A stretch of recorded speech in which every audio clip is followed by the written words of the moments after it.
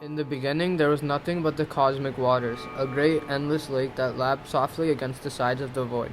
The waters supported Ananta, the king of the serpents, sitting there coiled and unmoving. Within Ananta's hood lies Vishnu, his eyes closed, untroubled by passing time and motion. Suddenly a hum of sound stirred from the deepest regions of the world. A low hum pulsed through the void. Like a heartbeat, the holy phrase resonated across the void, and Lord Vishnu opened his eyes. It was time to create. A lotus flower appeared out of Vishnu's navel and began to bloom on the waters. Seated in the center of the lotus was Brahma, the creator, awaiting the word from Vishnu. Then Vishnu spoke. The time has come, Brahma. Create the world to last until I pronounce the end of time itself. Start your work. There was a deafening whirl and the cosmic waters turned, and then Vishnu with Ananta disappeared out of sight.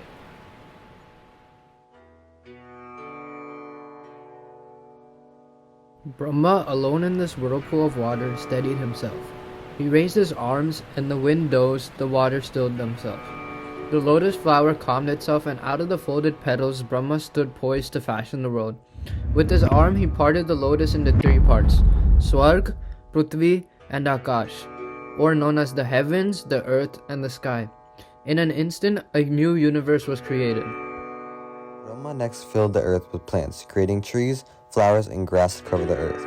Then he produced animals and insects of various forms, some covered with hair, some with feathers, some with scales, and some with shells. Brahma gave them the senses of sight, smell, hearing, and the power of moving along the earth, the sea, and in the air.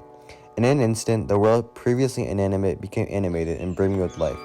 Earth had now become a remarkable place. The trumpeting of elephants, the chirping of birds, and the scurrying of the tiniest insects heard to the heavens. Yet there is something incomplete.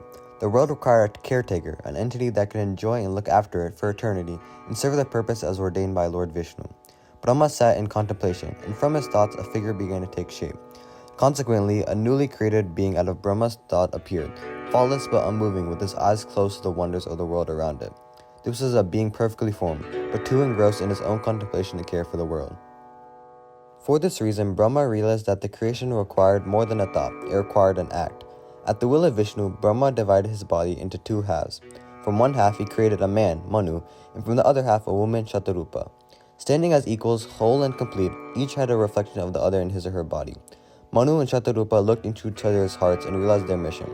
They moved into the world Brahma created and stood ready to foster and protect it, as the first humans and the ancestors of all humankind. From this creation story, Brahma and Hinduism formed a permanent bond between humans and the natural world. Brahma's vision was that humans would guide this relationship, preserving the earth for future generations. To us, earth is not just a home, but its own living entity which is deserving of respect and care. But over time, humanity began to stray from this purpose. The delicate balance that Brahma had set in motion started to fray, as the world's resources were exploited and nature was harmed for short-term gain. Forests are cut, oceans are becoming filthy, and the air is becoming polluted, heavy to the lungs. The trumpeting of elephants, chirping of birds, and the tiny insects no longer heard. Nature, once vibrant and full of life, is now quiet, neglected as it withers away. Now more than ever, we must heed the lessons told from the creation story, that we are the protectors of this planet. Brahma entrusted us with the world, not to exploit it, but to nurture and safeguard it.